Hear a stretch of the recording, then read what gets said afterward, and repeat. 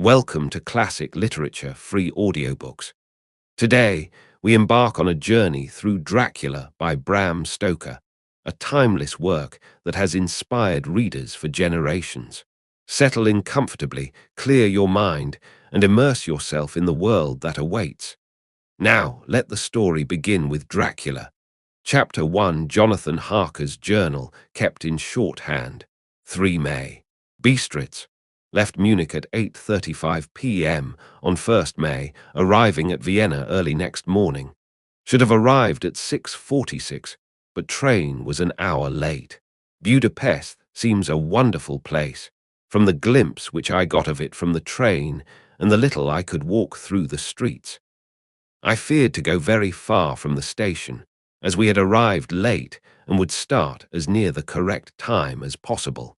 The impression I had was that we were leaving the west and entering the east, the most western of splendid bridges over the Danube, which is here of noble width and depth, took us among the traditions of Turkish rule.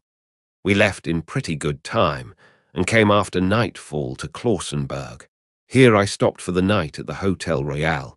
I had for dinner, or rather supper, a chicken done up some way with red pepper, which was very good but thirsty.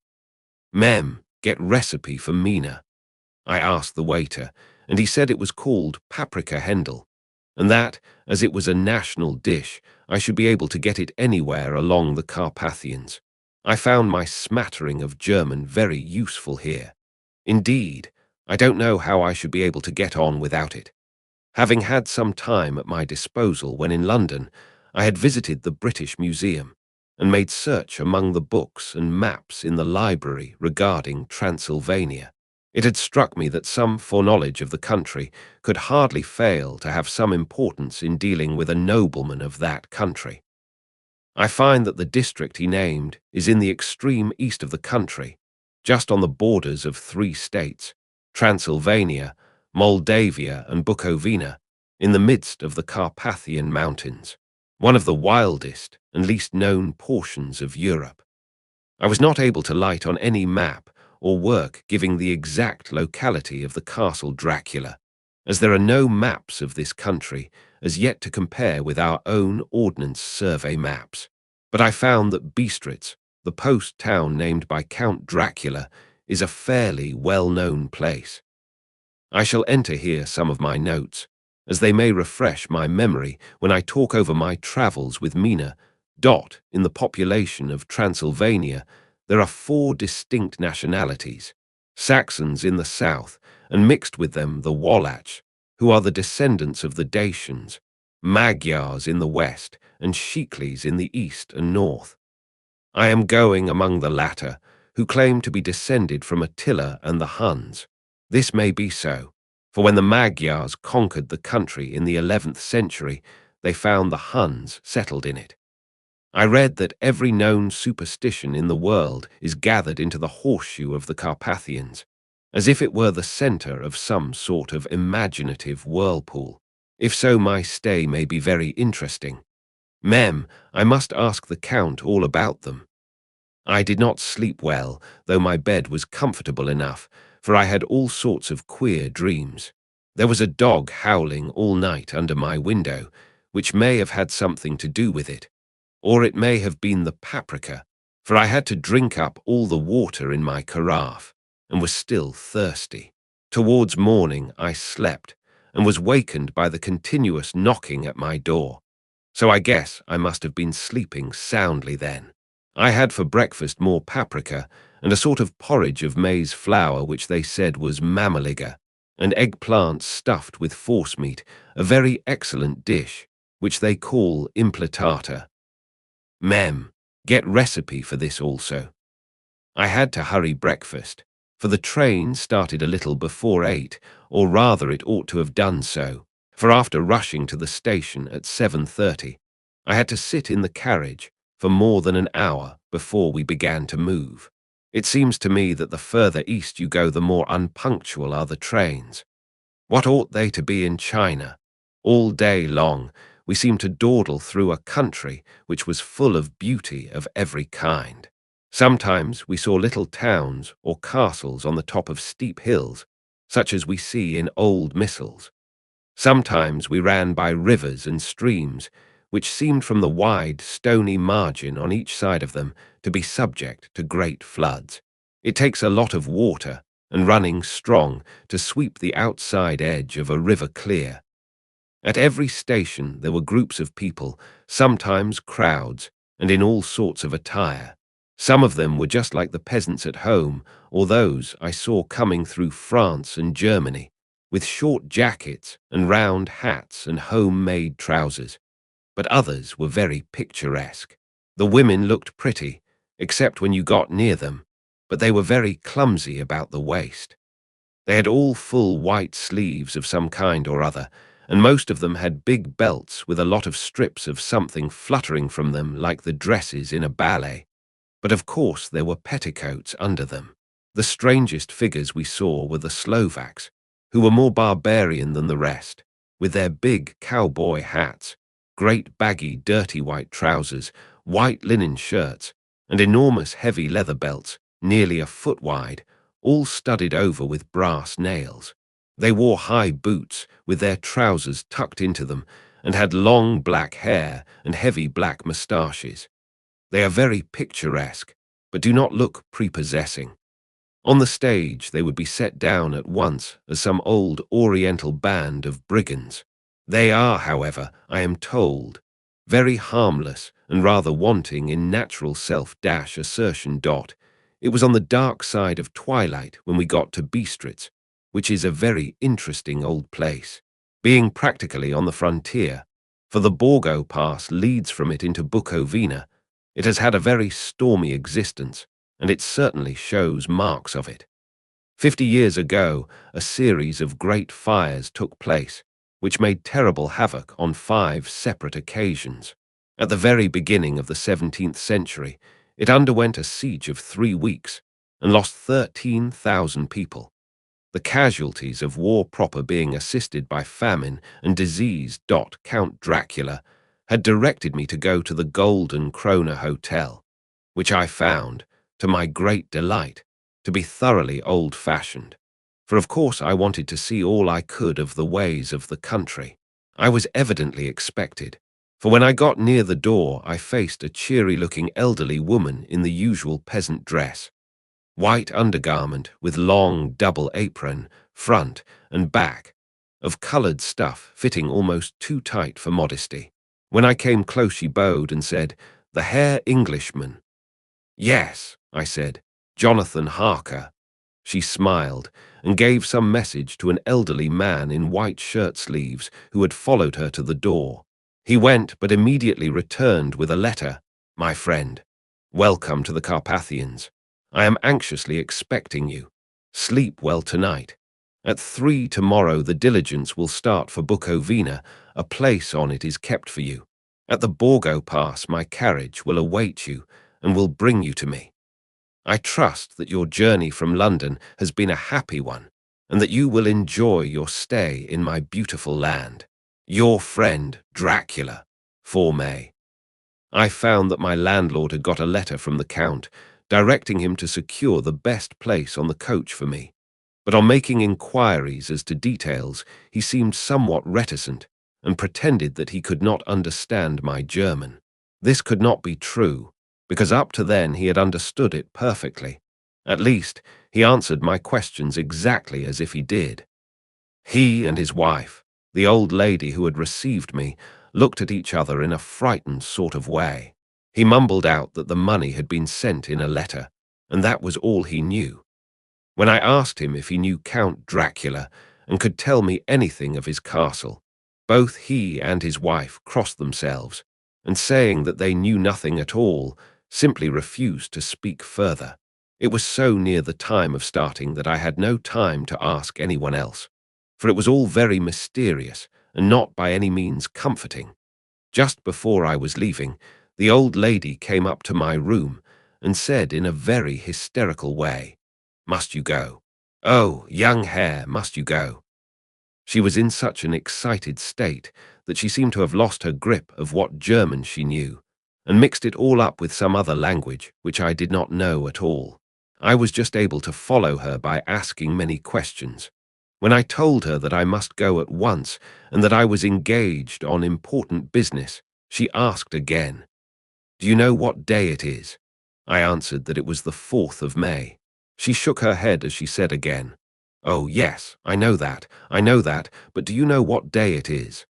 On my saying that I did not understand, she went on, "It is the eve of St. George's Day. Do you not know that tonight, when the clock strikes midnight, all the evil things in the world will have full sway? Do you know where you are going and what you are going to?" She was in such evident distress that I tried to comfort her, but without effect. Finally, she went down on her knees and implored me not to go, at least to wait a day or two before starting. It was all very ridiculous, but I did not feel comfortable. However, there was business to be done, and I could allow nothing to interfere with it. I therefore tried to raise her up, and said as gravely as I could that I thanked her, but my duty was imperative, and that I must go. She then rose and dried her eyes, and taking a crucifix from her neck, offered it to me. I did not know what to do, for, as an English churchman, I have been taught to regard such things as in some measure idolatrous, and yet it seemed so ungracious to refuse an old lady meaning so well and in such a state of mind. She saw, I suppose, the doubt in my face, for she put the rosary round my neck and said, "For your mother's sake," and went out of the room. I am writing up this part of the diary whilst I am waiting for the coach, which is, of course, late, and the crucifix is still round my neck. Whether it is the old lady's fear, or the many ghostly traditions of this place, or the crucifix itself, I do not know, but I am not feeling nearly as easy in my mind as usual. If this book should ever reach Mina before I do, let it bring my goodbye. Here comes the coach, 5 May, the castle. The grey of the morning has passed, and the sun is high over the distant horizon, which seems jagged, whether with trees or hills I know not, for it is so far off that big things and little are mixed. I am not sleepy, and as I am not to be called till I awake, naturally I write till sleep comes. There are many odd things to put down, and lest who reads them may fancy that I dined too well before I left Bistritz, let me put down my dinner exactly. I dined on what they called robber steak, bits of bacon, onion, and beef, seasoned with red pepper and strung on sticks and roasted over the fire in the simple style of the London cat's meat. The wine was golden meadyish, which produces a queer sting on the tongue, which is, however, not disagreeable.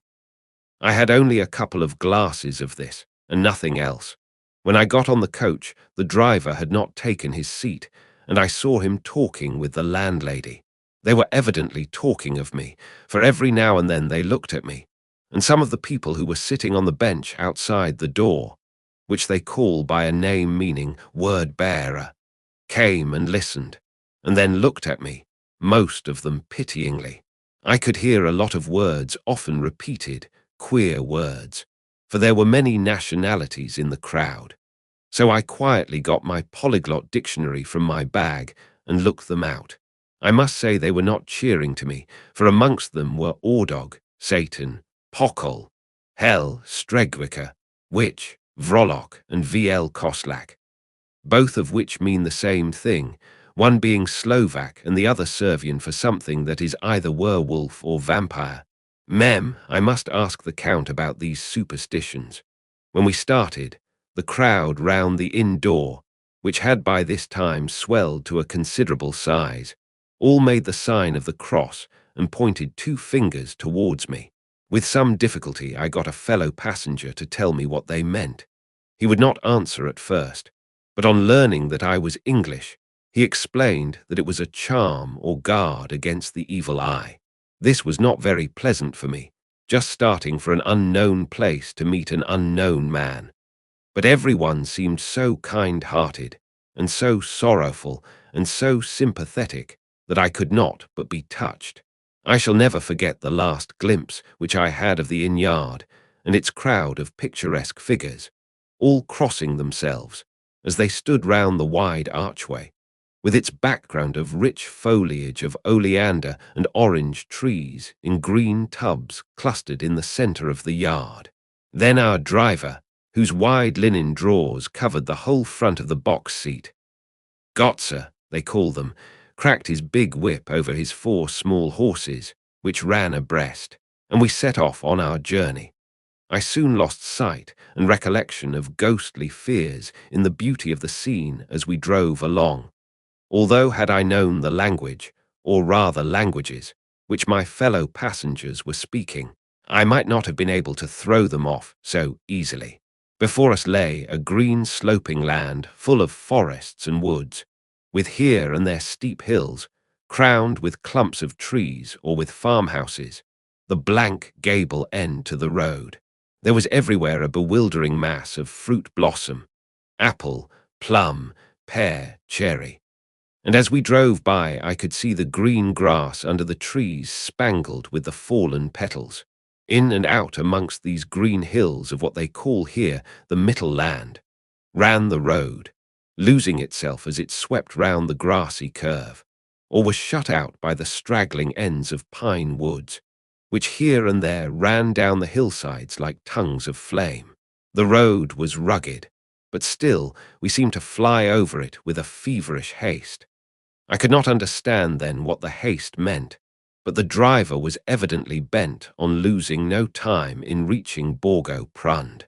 I was told that this road is in summertime excellent, but that it had not yet been put in order after the winter snows. In this respect, it is different from the general run of roads in the Carpathians, for it is an old tradition that they are not to be kept in too good order. Of old, the hospodars would not repair them, lest the Turks should think that they were preparing to bring in foreign troops, and so hasten the war which was always really at loading point. Beyond the green, swelling hills of the Middle Land rose mighty slopes of forest up to the lofty steeps of the Carpathians themselves. Right and left of us they towered, with the afternoon sun falling full upon them and bringing out all the glorious colours of this beautiful range. Deep blue and purple in the shadows of the peaks, green and brown where grass and rock mingled, and an endless perspective of jagged rock and pointed crags, till these were themselves lost in the distance, where the snowy peaks rose grandly. Here and there seemed mighty rifts in the mountains, through which, as the sun began to sink, we saw now and again the white gleam of falling water. One of my companions touched my arm as we swept round the base of a hill and opened up the lofty, snow-covered peak of a mountain, which seemed, as we wound on our serpentine way, to be right before us. Look, Isan Shek, God's seat. And he crossed himself reverently, as we wound on our endless way, and the sun sank lower and lower behind us. The shadows of the evening began to creep round us.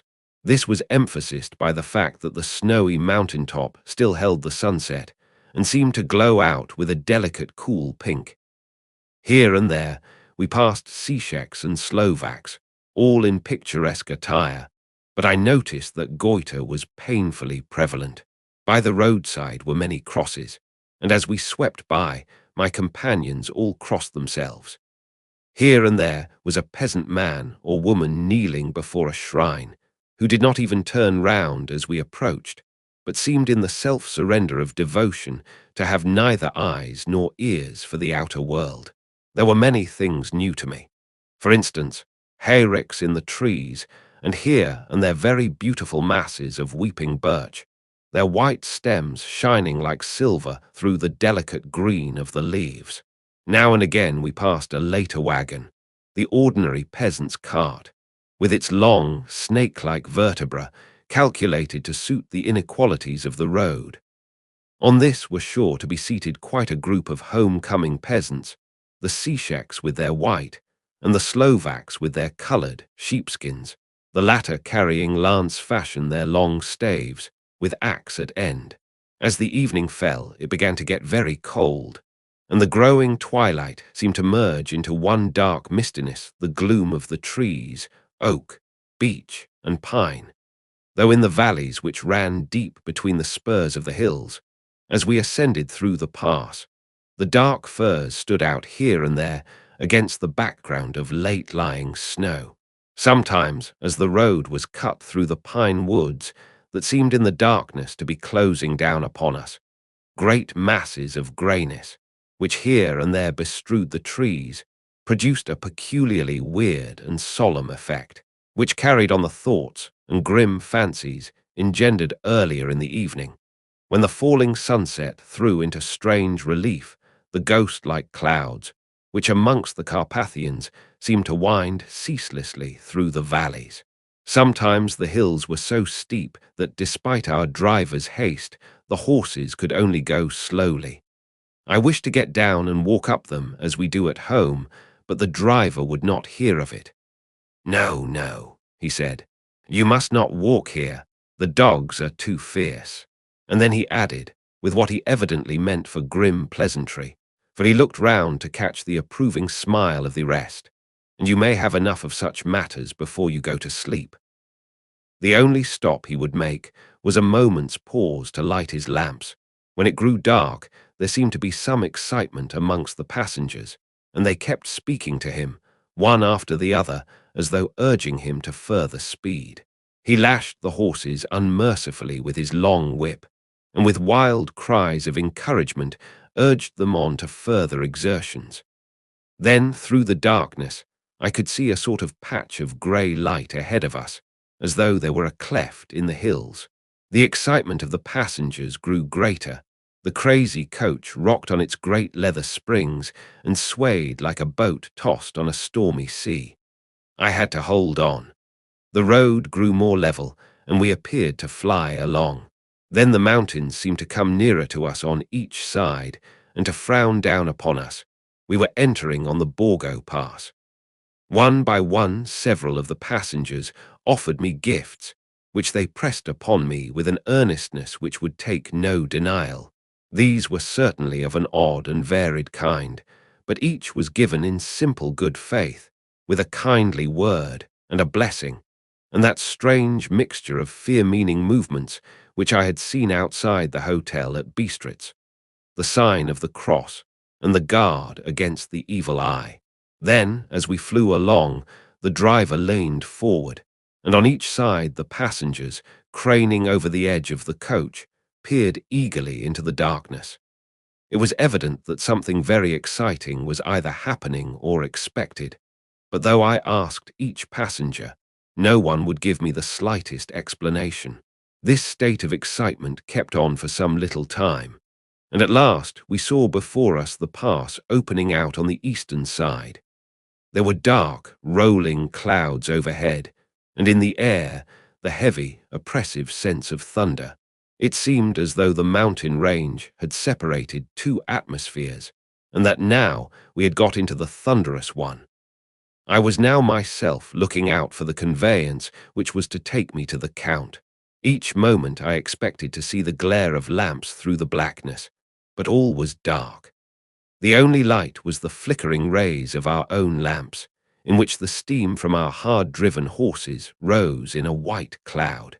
We could see now the sandy road lying white before us, but there was on it no sign of a vehicle. The passengers drew back with a sigh of gladness, which seemed to mock my own disappointment. I was already thinking what I had best do, when the driver, looking at his watch, said to the others something which I could hardly hear. It was spoken so quietly and in so low a tone. I thought it was an hour less than the time. Then turning to me, he said in German worse than my own, "There is no carriage here. The Herr is not expected after all. He will now come on to Bukovina and return tomorrow or the next day. Better the next day." Whilst he was speaking, the horses began to neigh and snort and plunge wildly, so that the driver had to hold them up.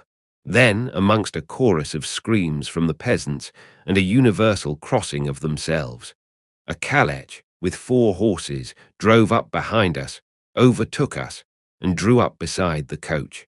I could see from the flash of our lamps as the rays fell on them that the horses were coal-black and splendid animals. They were driven by a tall man, with a long brown beard and a great black hat, which seemed to hide his face from us. I could only see the gleam of a pair of very bright eyes, which seemed red in the lamplight as he turned to us. He said to the driver, "You are early tonight, my friend." The man stammered in reply. The English hare was in a hurry, to which the stranger replied, "That is why, I suppose, you wished him to go on to Bukovina. You cannot deceive me, my friend. I know too much, and my horses are swift." As he spoke, he smiled, and the lamplight fell on a hard-looking mouth, with very red lips and sharp-looking teeth, as white as ivory. One of my companions whispered to another the line from Burger's Lenore, "Den die Toten reiten schnell," for the dead travel fast. The strange driver evidently heard the words, for he looked up with a gleaming smile. The passenger turned his face away, at the same time putting out his 2 fingers and crossing himself. "Give me the hare's luggage," said the driver, and with exceeding alacrity my bags were handed out and put in the calèche. Then I descended from the side of the coach, as the calèche was close alongside, the driver helping me with a hand which caught my arm in a grip of steel. His strength must have been prodigious. Without a word he shook his reins, the horses turned, and we swept into the darkness of the pass. As I looked back, I saw the steam from the horses of the coach by the light of the lamps, and projected against it the figures of my late companions crossing themselves. Then the driver cracked his whip and called to his horses, and off they swept on their way to Bukovina. As they sank into the darkness, I felt a strange chill, and a lonely feeling came over me. But a cloak was thrown over my shoulders, and a rug across my knees, and the driver said in excellent German, "The night is chill, Mainherr, and my master the Count bade me take all care of you. There is a flask of Slivovitz, the plum brandy of the country, underneath the seat, if you should require it." I did not take any, but it was a comfort to know it was there all the same. I felt a little strangely, and not a little frightened. I think had there been any alternative I should have taken it, instead of prosecuting that unknown night journey. The carriage went at a hard pace straight along, then we made a complete turn and went along another straight road. It seemed to me that we were simply going over and over the same ground again, and so I took note of some salient point and found that this was so. I would have liked to have asked the driver what this all meant, but I really feared to do so, for I thought that, placed as I was, any protest would have had no effect in case there had been an intention to delay. By and by, however, as I was curious to know how time was passing, I struck a match, and by its flame looked at my watch. It was within a few minutes of midnight.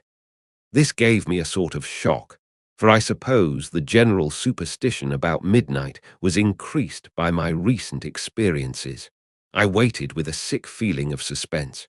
Then a dog began to howl somewhere in a farmhouse far down the road. A long, agonized wailing, as if from fear. The sound was taken up by another dog, and then another and another, till, borne on the wind which now sighed softly through the pass, a wild howling began, which seemed to come from all over the country, as far as the imagination could grasp it through the gloom of the night. At the first howl the horses began to strain and rear, but the driver spoke to them soothingly, and they quieted down, but shivered and sweated, as though after a runaway from sudden fright. Then, far off in the distance, from the mountains on each side of us began a louder and a sharper howling, that of wolves, which affected both the horses and myself in the same way, for I was minded to jump from the calèche and run, whilst they reared again and plunged madly, so that the driver had to use all his great strength to keep them from bolting. In a few minutes, however, my own ears got accustomed to the sound, and the horses so far became quiet that the driver was able to descend and to stand before them. He petted and soothed them, and whispered something in their ears, as I have heard of horse tamers doing, and with extraordinary effect, for under his caresses they became quite manageable again, though they still trembled. The driver again took his seat, and shaking his reins, started off at a great pace. This time, after going to the far side of the pass, he suddenly turned down a narrow roadway which ran sharply to the right. Soon we were hemmed in with trees, which in places arched right over the roadway till we passed as through a tunnel, and again great frowning rocks guarded us boldly on either side. Though we were in shelter, we could hear the rising wind, for it moaned and whistled through the rocks, and the branches of the trees crashed together as we swept along. It grew colder and colder still, and fine, powdery snow began to fall, so that soon we and all around us were covered with a white blanket.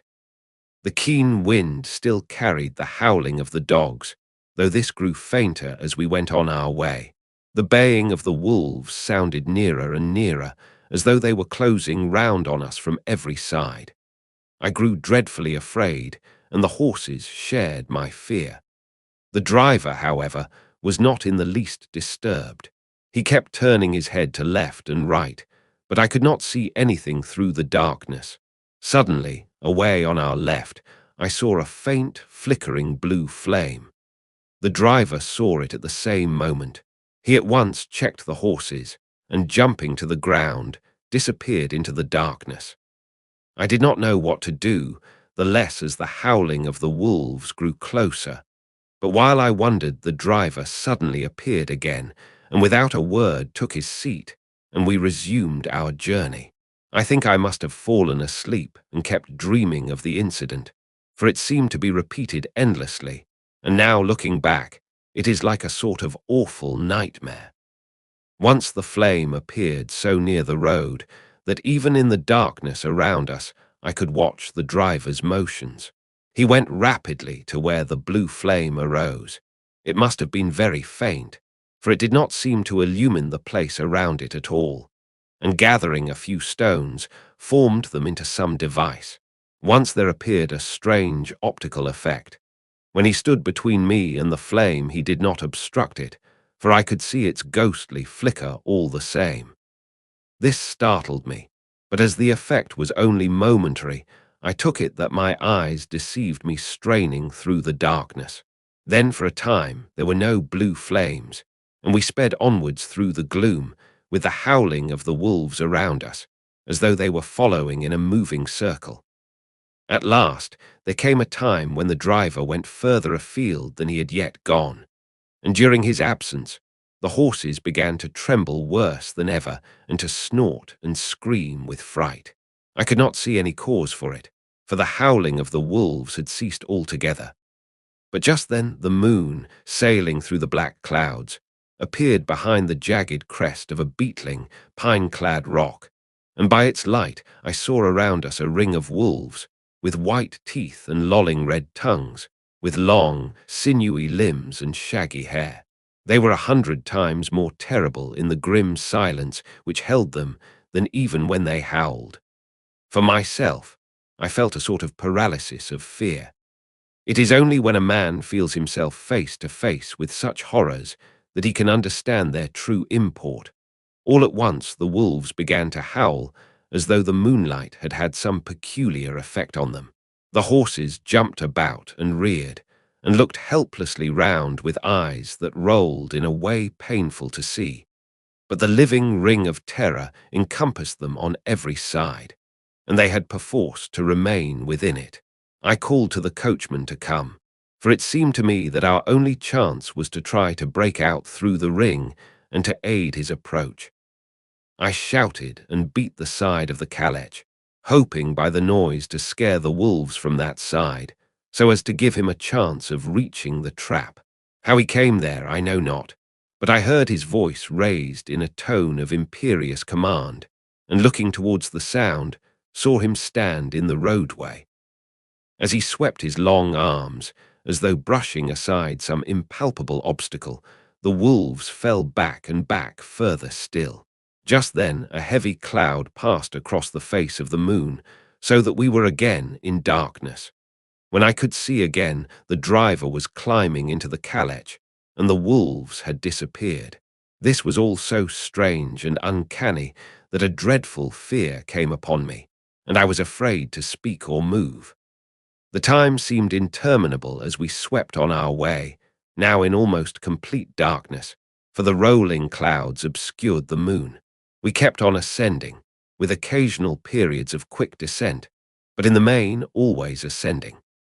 Suddenly, I became conscious of the fact that the driver was in the act of pulling up the horses in the courtyard of a vast ruined castle, from whose tall black windows came no ray of light, and whose broken battlements showed a jagged line against the moonlit sky.